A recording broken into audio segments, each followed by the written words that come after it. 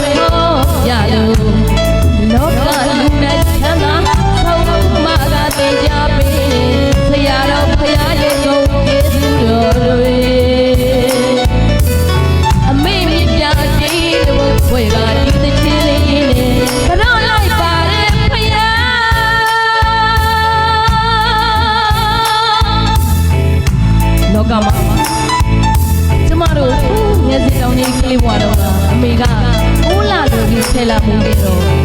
အရွယ်ရောက်လို့ကျောင်းကိုသွားတဲ့အချိန်ကျောင်းကနေမောမောပန်းပန်းနဲ့ပြန်လာပြီးတော့အိမ်ကသမီးအိုးကြီးကိုတိုက်